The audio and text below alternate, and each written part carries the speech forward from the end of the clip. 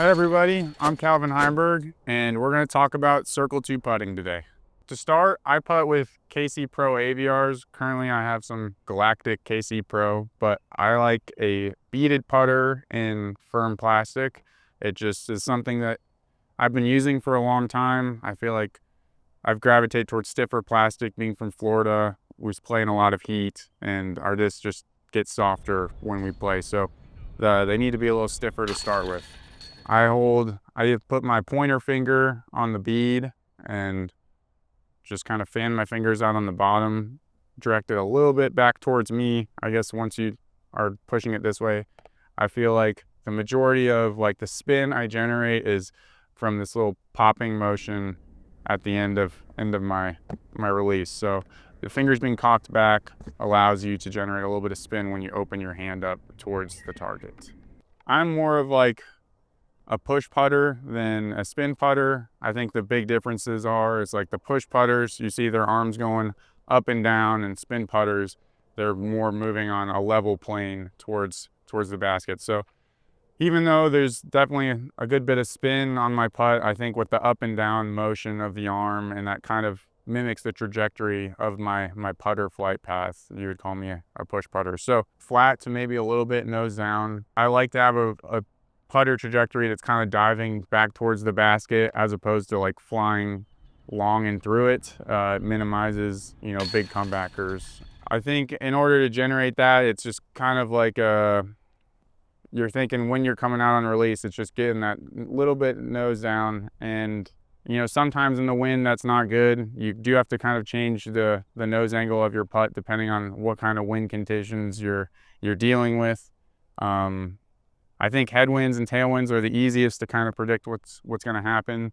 If you're in a headwind, if you can just try to spin your putter on a really flat angle, it's going to hold it right there for pretty much forever, it feels like. And the tailwind, you have to judge how strong it is, but it's just, you can use the same flight, you just need to aim it a little bit higher because the wind's going to want to push it down to the ground. The ones that I feel like are the most tricky are the crosswinds. Right to left putts can get pretty scary as a right-handed putter. If the disc starts to fade and the wind gets under it, it can take them pretty far away.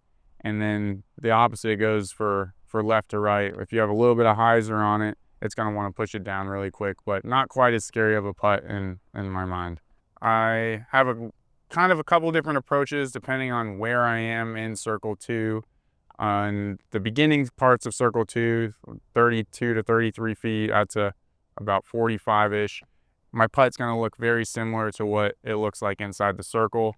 I use a staggered stance, so I take my right foot, line it up towards the target a little bit, not pointed at it, but a little off, to kind of put my hips in the right position so that I can swing my arm up and down.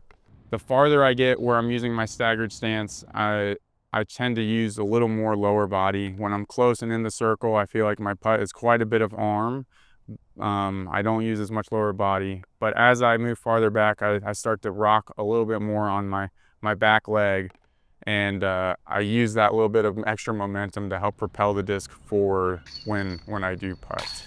When I get beyond where I feel comfortable generating enough power with my staggered stance, I use a straddle stance. I prefer to line my mini up on my left foot. I know different people have different foots. They like to line it up differently, but I like to line my left foot up on my mini, and I keep the same arm motion, but I'm able to engage my legs and lower body more by squatting down and then springing up. And I feel like, by engaging these bigger muscle groups, I can get a little more pop on the disc and extend my putting range to, edge of Circle 2 and beyond.